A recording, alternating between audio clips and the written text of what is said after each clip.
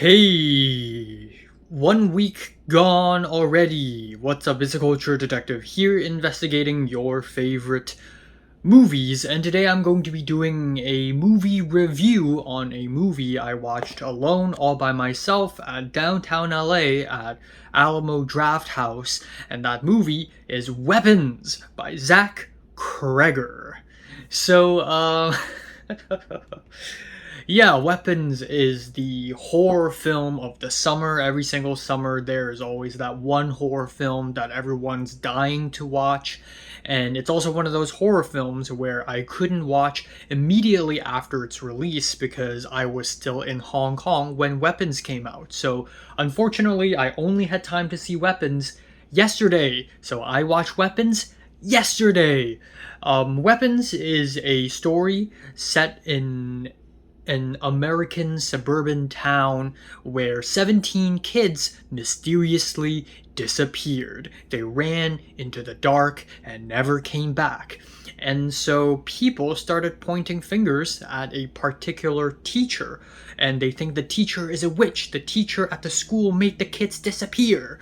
Of course, the teacher is innocent, and then we have a bunch of other characters. We have Josh Brolin playing a concerned dad. We have a cop, we have a junkie, and then from multiple perspectives, we finally figure out the evil antagonist, what happened to the kids, etc., etc. With big ensemble casts with multiple POVs, immediately people start looking at Paul Thomas Anderson's Magnolia. Some people even compare this with Kurosawa's Rashomon, which I thought are both pretty unapplicable comparisons. Because for one, Rashomon is a film about three different stories that directly contradict each other. The storylines in Weapons, none of them contradict each other. They all kind of click together like puzzle pieces. And also Magnolia, which sure is none of the storylines in Magnolia contradict each other, but we don't see things repeatedly happening. We just see multiple people's point of views and these characters kind of crossing paths at the end. But I forgot to mention one interesting thing is that part of the hype leading up to Weapons is that apparently Jordan Peele fired his marketing team for losing the rights to the Weapons script, which honestly, I don't really think is the case. While I can totally see Jordan Peele trying to get the rights to Weapons, I don't think it's that out of the world for Zach Cregger to write Weapons and then for himself to direct it, just like Barbarians, which I haven't seen, unfortunately. But anyways, this is part of the hype that's leading up to Weapons, making people believe that Weapons is this extremely new, inventive, creative horror film. This new spin on the American suburban horror. And I'm just gonna say, it's not that great. It's not that groundbreaking of a movie. I wasn't shocked by the end of it. I wasn't surprised by the end of it. It's actually a pretty simple, straightforward, kids disappearing type movie. It's actually pretty simple and straightforward, even though there are multiple characters and multiple storylines and perspectives. I didn't think that this film was that groundbreaking or inventive or anything. Now back to the movie comparisons, because I think the more applicable comparisons are Stanley Kubrick's The Killing and Koreeda's Monster, which is the more recent pick. And I'm saying these two films is because in these two films we also get multiple perspectives of characters and they all overlap with each other and they all fit together like puzzle pieces. They don't contradict each other. And more importantly, the more you go on, the more the puzzles click together and the more you figure out the bigger picture, especially for Koreeda's Monster. And I know Monster and Weapons are two completely different films. Monster is, at the end of the day, a psychological coming-of-age drama. Weapons is action thriller, a bit of horror maybe.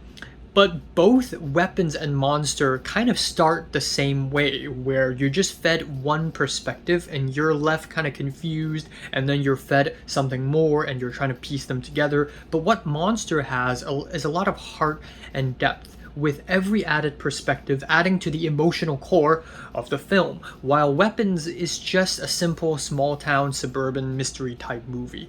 On top of that, a lot of the characters are basically archetypes. We have the concerned dad, the victimized teacher, the cop, the junkie, the creepy old woman.